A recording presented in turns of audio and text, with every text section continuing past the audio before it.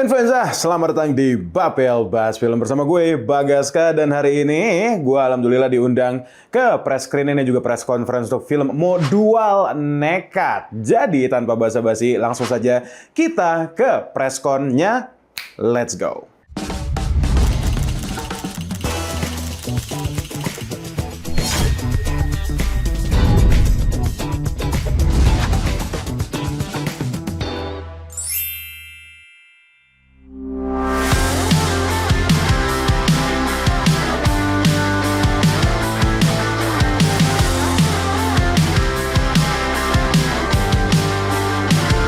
Teman-teman tahu ini apa?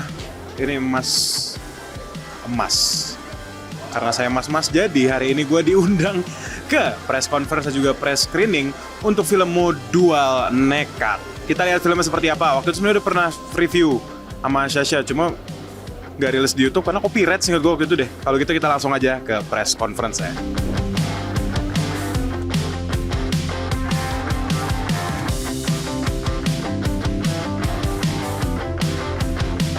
Bukan sekedar pengen menghijabkan Gisel ya. ada sedikit itu di dalam hati gitu kan. Ternyata cakep ya.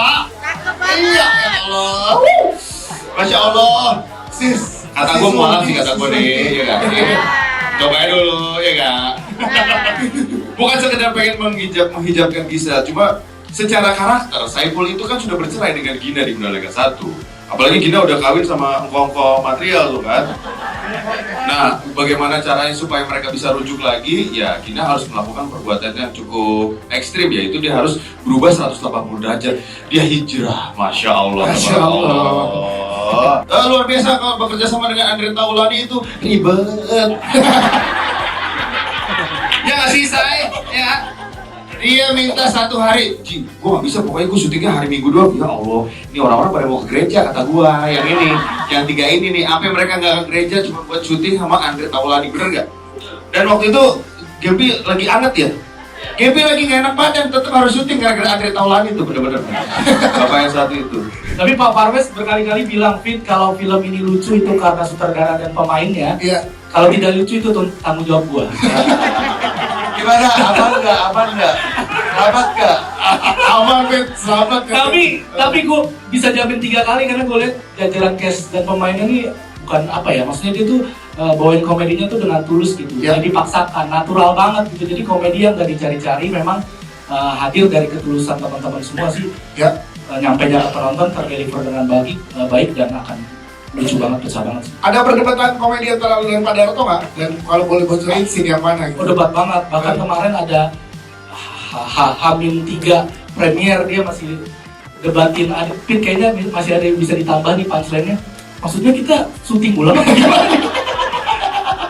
Jujur, reading 2 kali. Yeah. Ada gading nggak? Ada gading nggak? Gak ada dong. Mantap dong, gading mantap. Reading sutradaranya gak ada. Kamu kok nggak ada ya? Gak ada, Pak. Oh iya benar. Kita kelompok kan tuh Nyo ya. Kelompok prediksi bukan sih? Iya benar. Iya, jadi pas ini kalau Sorry. emang ada ya? Ada ya? Apa aja? Ada nggak sih? Gak ada apa ya? Nggak tahu sih, lupa. Kayaknya gara-gara kita di pertama udah bikin sesuatu nih bertiga gitu, jadi pas kedua kita nggak perlu kayak mikirin lebih banyak sih, lebih kayak tinggal lanjutin aja kayaknya ya. Ngobrol bertiga gimana pada saat mau syuting biar tetap kejaga apa yang terjadi? Ada aja gini aja ngobrol. Suruh kalian pagi-pagi kopi, bikin kopi. Karena dia memang tukang kopi kan. Oh iya bener, Bikin kopi. Habis itu kita dengerin ceritanya Nyo gimana Nyo hari ini? Dia mau yang ketia tertua dulu yang ngobrol. Iya. Baru habis itu, yuk kita baca yuk, baru baca. Oke. Jadi bacanya kita di lokasi. Bocorin dong. Itu ya kan? Karena emang kita baca semua. Iya. Kita sebagai udah belajar dari Roy Martin kan, jadi ini kita kirim antek-antek dulu. Gisel Gaby suruh ke Starvision dulu, dia dulu, bapaknya belakangan. Oh, ada strategi Ini adalah strategi. Itu Pak, strategi. Itu strategi Belanda. Oke. Ya. Nah, ini pejuang-pejuang masukin dulu. Deal, aman. Oke, Papa belakangan. Pak, aku reading, Pak. Papa sini. Papa jangan datang dulu. Enggak, Papa temen reading. Jangan dong, kan belum deal. Brengsek kamu nih orang. Itu Karena aku ngerasa pas yang lagi reading tuh aku lumayan niat sih readingnya sebenarnya. Terus udah gitu ada sempet beberapa hari reading aku datang, kirain aku tuh bakalan rame gitu kan, kayak Kak bisa kita doang yang reading sama Gempi kan. Jadi Jika mendingan jabri-jabrian ya. Jadi emang reading tuh kayak barengan sama Kak Gisel sama Gempi, terus ngeliatin Kak Gisel juga belajar ayat. Iya, terus kayak sempet discuss juga tentang ayat kayak gitu. Sampai akhirnya emang yang tadi Kak Darto ceritain juga sih, wow Kak Gisel kayak pengen emang langsung bacain dari suratnya gitu, bukan artinya aja, menyenangkan kesiapannya. Yang sulit adalah menahan supaya nggak bikin jokes atau bikin sesuatu yang lucu. Kan harus serius kan? Betul. Kepancing kan, mereka lucu-lucu, aduh gua nggak boleh. Itu berat bro, berat. Oke, dari aku jujur seru banget ya. Aku sebagai istri seru banget mulai dari persiapannya. Kita workshop waktu itu sekitar 3-4 kali. Iya, 3-4. Nggak ada yang pakai gerakannya.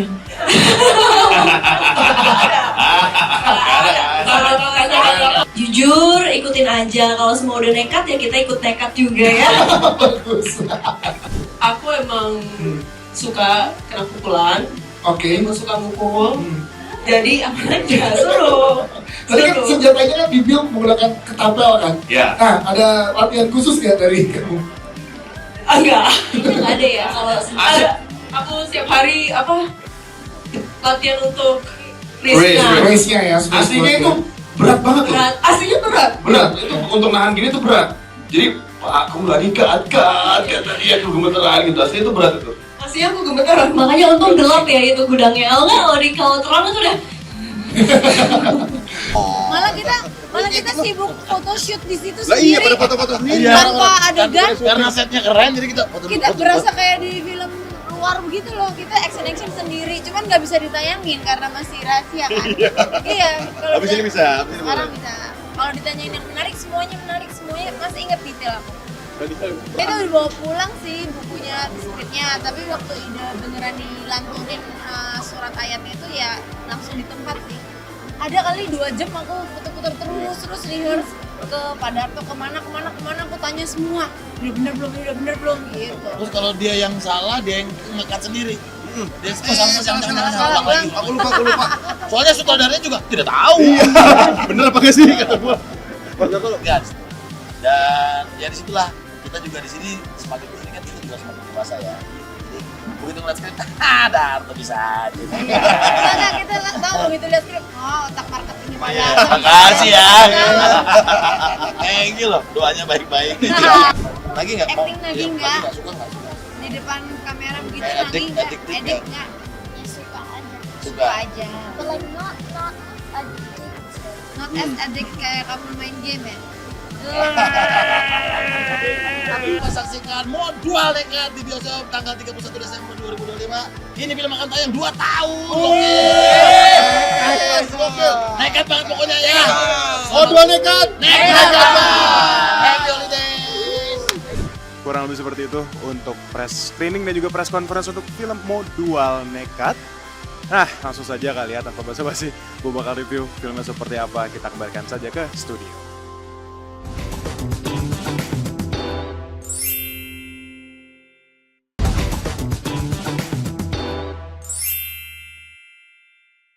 Yang ada di otak lu apa sih? Lu masuk ke rumah orang sendirian kayak begitu? Ini jawaban dari masalah-masalah kita, Bang. Bukannya yang tahu soal ini harusnya cuma kita. Bos, Gimana dong? Itu Dato kan? Berarti kalau sampai video ini viral, habis reputasi dia. Mau apa? 6M? 6M? Ngaco lu! Terus mau berapa? Enggak. 16M maksudnya, Pak. Saya paling maksimal 12M. Cash. 12M? Cash? Deal! Film Modual Nekat kembali menghadirkan kisah kakak beradik Saiful, Jamal, dan Marwan yang kembali dihadapkan dengan masalah baru. Setelah berhasil keluar dari kekacauan, kini muncul persoalan keluarga yang lebih rumit dan tak terduga. Demi menyelamatkan keadaan, ketiganya harus bersatu lagi dan mencari solusi yang jauh lebih nekat dari sebelumnya. Akankah aksi gila mereka kali ini berhasil menyelamatkan keluarga atau justru menimbulkan kekacauan yang lebih besar? Kurang lebih seperti itu untuk sinopsis dan juga press screening, press conference dari film Modual Nekat. sedikit note bahwa gue sebenarnya belum nonton yang pertama, tapi waktu itu gue, ya itu yang gue bilang di preskon bahwa gue udah pernah review film ini bareng Sasha. Cuma lucunya, trailer dari film Modal Nekat yang pertama itu kena copyright, dan copyrightnya bukan copyright claim tapi copyright strike. Jadi kayak, aduh nggak bisa nih rilis di YouTube. Akhirnya waktu itu cuma tayang di TV. Nah, gue harap sih Modal Nekat ini bisa tayang di YouTube, jadi ya bisa ditonton lagi gitu loh. Itu ya, gue ngerti juga Starvision tumben banget kenaannya copyright strike loh, bukan copyright claim. Kalau copyright claim gue masih bisa ya. Oke. Nah, gue bakal review sesuai POV gue gitu yang belum nonton film pertamanya, tapi kata Bang Darto sih nggak apa-apa ya, nggak masalah gitu. Sutradarto nggak apa-apa nggak nonton yang pertama, karena yang kedua ini basically udah diceritain ulang semua juga, ada gitu loh flashbacknya, narasinya dari film pertama di film kedua ini, jadi gue nggak bingung-bingung amat juga, karena memang sebenarnya cukup fresh. Yang gue lihat sih nggak terlalu gimana-gimana dari film pertamanya, walaupun ada juga running jokes dari film yang pertamanya, dan ya gaya penulisan atau apa namanya itu directing dari Sutradarto, enaknya nyebutnya Sutradarto, yang memang kalau gue denger dari review Sasha yang dulu sih kayaknya nggak terlalu jauh beda ya. Yang dimana catatan pertama gue adalah komedi dari film ini. Komedinya Imam Darto seperti apa sih gitu loh ya. Ini bukan ngatain ya, tapi bisa jadi lucu di kepala sendiri, tapi kepala orang lain belum tentu lucu. Bukan berarti bahwa gue bilang filmnya nggak lucu. Nggak ya, gue nggak ngomong gitu loh ya. Gue cuma ngomong bahwa nggak semua adegan tuh bikin gue kayak hahaha tertawa terpingkal-pingkal. Nggak semua, tapi ada dong. Bukan berarti nggak ada sama sekali. Cuma gue ngerasanya ada komedi yang memang mungkin sangat Imam Darto. Komedi Imam Darto bagaimana gitu kan ya, intinya mah lucu-lucu aja sebenarnya, walaupun komedi konsultannya Bang David Nurbianto ya gitu loh, jadi ya tetap ada komedi konsultannya gitu. Enggak, mungkin itu yang bikin tetap ada bikin gue ketawanya gitu loh. Dan berarti gue bilang komedinya sangat niche, tapi apakah yang gue ngomong itu beneran juga komedi yang sangat niche itu? Karena the whole theater gitu di dalam pas gue lagi nonton tertawa terbahak-bahak semua juga gitu loh. Buat gue pribadi sih bukan ketawa yang gue kayak terakhir gue ngakak banget nonton film, gue berkali-kali nyebut bahwa GJLS itu bikin gue ketawa terus-terusan, tapi ya lagi-lagi itu film curang. Agak Lain 2 masih bisa gue terima most of the komedi di dalamnya. Penulisan komedi atau acting-acting ada di situ, gue masih bisa lebih nerima dan bisa bikin gue lebih ketawa dibanding Modal Nekat 1. Tapi apakah ini film jelek? Ya kagak juga gitu loh.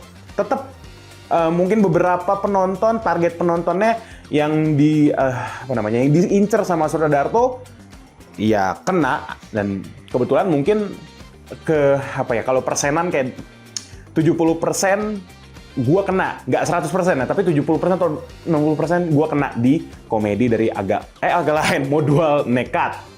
Ini berdekatan ya, tapi satu hal yang gue notice juga sebenarnya Sutradarto beneran nekat ya, karena gue pas inget-inget kayak, Modal Nekat 1 bukannya baru kurang lebih setahun lalu kali ya gitu, terus udah rilis lagi aja nih, ya nekat, the real nekat gitu loh Sutradarto dan temen-temennya gitu loh. Tapi kalau ngomongin agak lain, sebenarnya ada Easter egg agak lain satu sih, karena siapa namanya, Umar Nasri, siapa tuh ininya antagonisnya, ketemu sama Saipul, Jamal, sama Marwan ya, nama karakter 3 itu basically di taman bermainnya agak lain pertama, terus kayak ada dialog kayak agak lah, ketemunya kenapa harus di sini sih, agak lain gitu. Gue notice tuh lah, kocak. Terus ada Kikin. Lucunya di sini ada seorang Mas Kiki Narendra, dia tuh sebagai kayak semacam polisi gitu. Itu kayak semacam Easter egg kali ya. Name tag beliau di sini basically Dimas Danang. Gue kayak lah, Dimas Danang gitu loh. Terus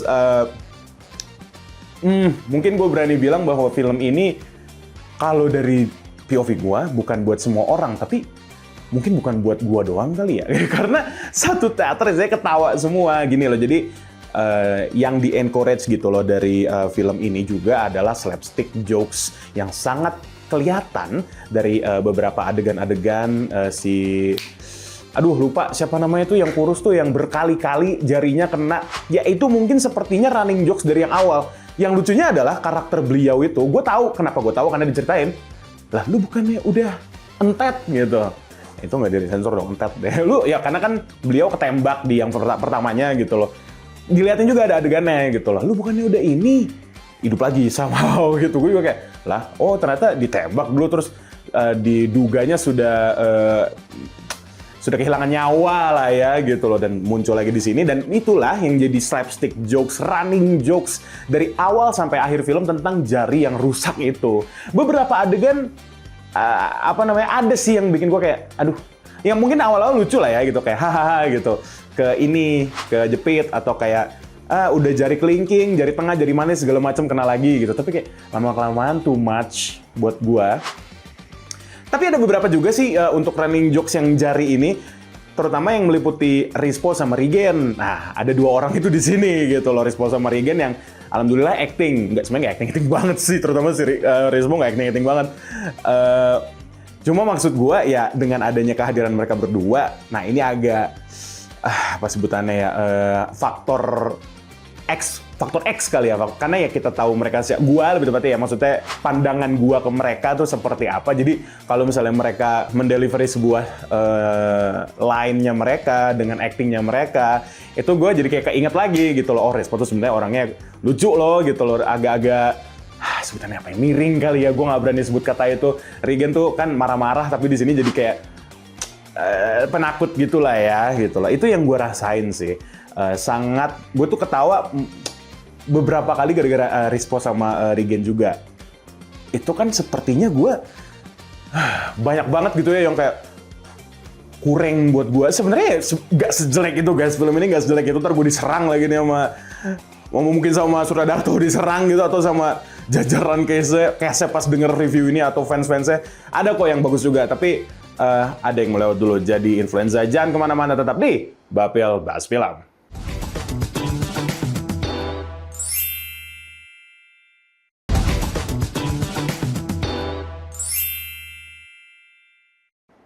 Masih di Bapil Bahas Film Modual Nekat. Langsung aja, karena tadi seperti gue udah nge-point out hal-hal yang menurut gue kayak harus ditingkatkan. Karena ya perlu diingat bahwa sebenarnya jarak dari film pertama dan kedua itu nggak beda jauh. Nggak jauh-jauh amat lah ya gitu. Dengan lead characters yang masih sama, lead actor sorry. Gading Marten, Fatih Unru, sama Tara Budiman masih sama juga. Dan tetap ada Giselle ya, sama Gempi tetap ada. Nah, itu yang mau gue highlight juga sebenarnya pas gue nonton Modual Nekat 2 ini, ya Suradarto mengislamkan seorang Giselle, dan beneran Pak, maksudnya itu mungkin gue yang apresiasi kali ya ke Kak Giselle kali ya, karena bener-bener ya kalau misalnya kalian lihat tadi di preskon bahwa beliau bilang memang mempelajari surat tersebut untuk sebenarnya boleh nggak sih gitu loh, hal kayak gitu. Cuma menurut gue sih ya berhasil di gue ya, maksudnya effortnya sangat terbayarkan gitu loh, menghafalkan satu surat itu untuk adegan itu dan memakai hijab Gempi-nya juga gitu. Dan ya of course melihat Gading Marten, Gempi sama Giselle kembali unite kali ya gitu loh, kembali bersatu di film ini sekali lagi. Dan kalau nggak salah gue dengernya di film pertama tuh seharusnya karakter mereka berdua, si Giselle sama Gading Marten itu sebenarnya udah cerai kalau gue nggak salah denger. Terus yang di film yang kedua terus nikah lagi, seinget gue gitu ya. Dan yang membedakan gimana, dan yang membedakan adalah si Giselle di hijabin gitu. Itu hal yang unik juga, bukan hal yang unik, lebih tepatnya hal yang mungkin bikin orang mau datang kali ya. Apa sih gitu yang membedakan film ini adalah Giselle pakai hijab. Ya good move kali ya dari Suradarto, menambahkan elemen yang baru juga gitu loh. Nah terus tadi gue juga bilang bahwa kan gue bilang kayak gue semuanya bikin gue ketawa, tapi nggak, ternyata pas di act pertama gue nggak terlalu ketawa yang ngakak atau gimana, tapi pas di act kedua tengah sama act ketiga akhirnya gue mulai terhibur. Selain ketawa juga di sini ada action. Kalau misalnya kalian di tagline filmnya kan adalah sutradara film drama keluarga, terus keluarga dicoret action terbaik tahun ini sama tahun depan, karena memang rilisnya kan di akhir tahun dan awal tahun depan dong gitu maksudnya kan. Ya gue nggak expect bahwa action di sini lebih banyak dari Aga Lain 2 yang ini jadi agak membanding-bandingkan. Aga Lain 2 karena kan dimulai dengan action ya kan, sedangkan di film ini Modual Nekat actionnya di akhir dan seru banget jujur. Sutradarto ngedirectnya nih apa ya, seru aja sih. Gue sebagai penikmat action apalagi ya gitu loh, melihat tembak-tembakan lah, melihat hand to hand combat si Sri sama Kandi ya, sama yang pakai cadar tuh, itu sih gue sangat terhibur ya melihatnya gitu loh. Dan apalagi memang aktris dari si Sri sama Kandi ini memang mempunyai background yang ya emang action gitu. Si ini Kenbo ya, yang satu Kenbo, yang satu lagi emang suka mukulin orang aja katanya gitu loh. Ya itu sih paling yang gue dapet yang menurut gue bagus-bagus ya. Apalagi ya dari ini sorry jadi agak kembali ke yang menurut gue agak gimana-gimana gitu. Semua hal-hal yang terjadi di film ini, adegan-adegannya gitu loh, terlalu kebetulan atau bahasanya tuh deus ex machina gitu kan, yang terlalu kayak bantuan tangan Tuhan, kayak loh kok ini, oh ternyata ada bantuan ini, aduh terhalang ini, oh ternyata ada si ini. Terlalu banyak sih menurut gue gitu loh, terlalu banyak. Jadi gue sebagai yang emang memperhatikan, gue sih jujur lupa ya maksudnya adegan spesifiknya apa, cuma banyak lah gitu loh yang kayak oh ada si ini jadi terselamatkan beliau, oh ini enggak ini bla bla bla bla lah, banyak banget sebenarnya hal-hal yang kayak gitu. Dan terutama di bagian actionnya ya gitu, yang actionnya sih maksud gue menegangkan gitu loh, lucu juga, slapstick yang menurut gue juga bisa gue nikmati juga. Dan of course satu teater itu bisa nikmati juga, apalagi ya sudah tahu yang main di situ ada siapa aja, mempunyai nama gitu loh. Iya, gue paling itu sih hal yang kayak aduh deus ex machina banget gitu. Oh paling satu hal sih yang mau gue notice juga, karena kan kalau misalnya teman-teman influenza gitu kan lihat di posternya bahwa ini bukan cuma film keluarga atau film action, tapi juga ini film apa sih, film drama keluarga action ya kan kalau nggak salah ya tulisannya. Karena menurut gue dramanya juga ada banget di sini gitu, karena kan ceritanya tentang si karakter Fatih Unro, gue takut salah nyebut nama guys, karena mereka bertiga kadang gue suka ketukar-tukar.